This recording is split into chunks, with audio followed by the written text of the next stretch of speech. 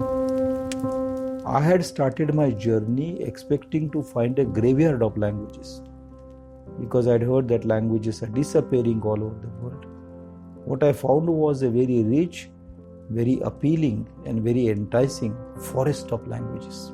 I still have to make a full sense of that forest, but I am quite assured today that it exists in the country.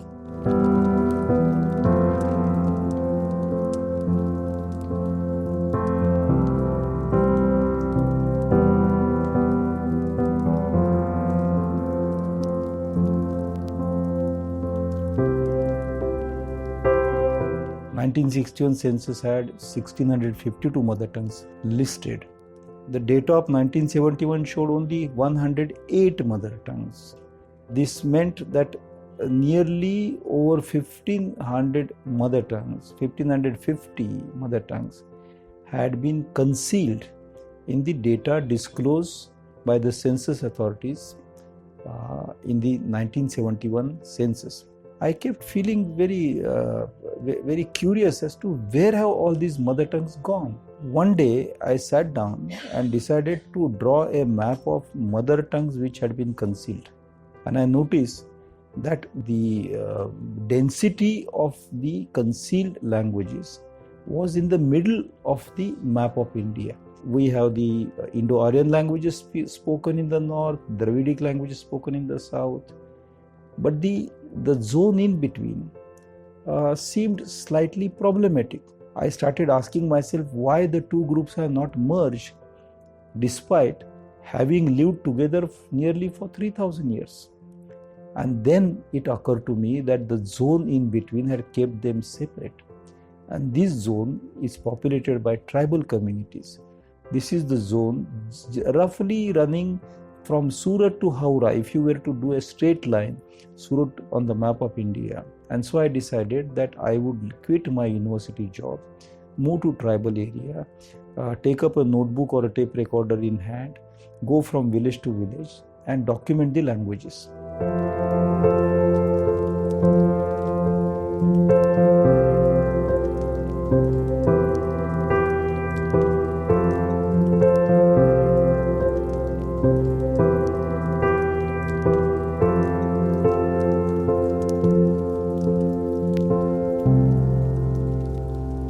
From the very best linguist to a college boy, housewife to a postman, a car driver, anybody I spoke to and who was interested in language, I tried to seek something from that person.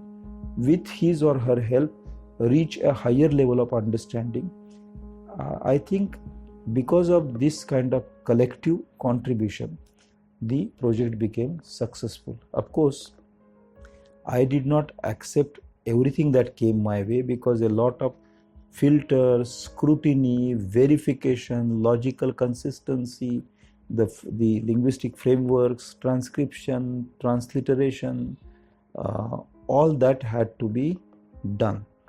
But the beginning was with people's efforts. Because please let us not forget that wherever the colonial power was spread, the local languages were destroyed completely. In Australia, in the United States, in Canada. In this country, so many languages remained alive despite a long spell of colonial rule.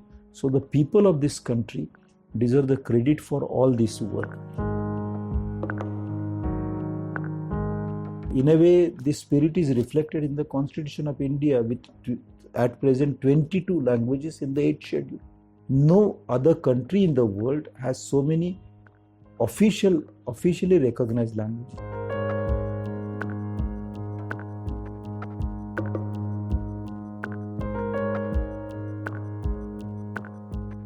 Great histories these languages have. Say in Himachal Pradesh, Bhuti language. Now Bhuti has come from Bhutan. That language has semantic links right up to the very heart of China. And those links in turn get relinked, they go up to Armenian, Turkey. Now this is one route, Turkey to China to Tibet, Bhutan to India. The other route is Armenian, came through Iran to India and became Sanskrit. The language of Zend-Avesta became the subsequently, after many centuries, after nearly a gap of 800 to 1200 years, became the early version of Sanskrit of the Vedas. So languages are linked globally. Marathi of the 16th century went right up to Tamil Nadu's Tanjore, and the people in Tanjore speak Marathi the way Marathi speakers used to speak it in the 17th century.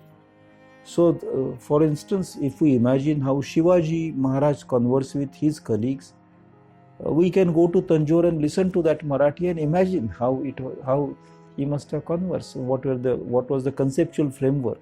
What were the terms of reference for describing this world? The kind of India that I could observe and see and learn about was, material for 8 or 10 novels. Really, I had not imagined India to be like this.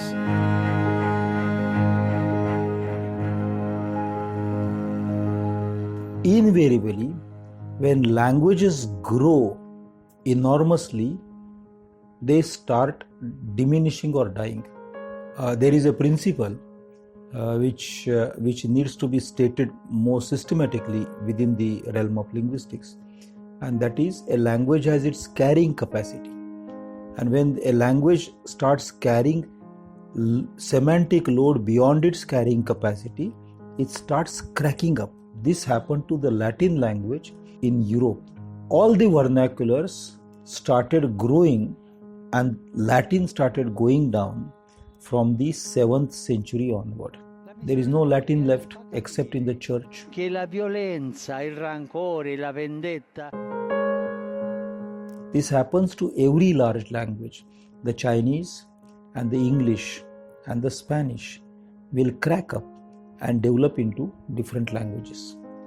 Primarily because language is a means of communication, and it communicates so long as humans in those groups have a sense of community.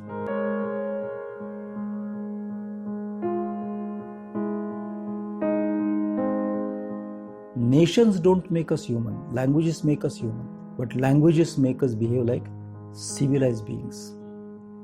Thank you.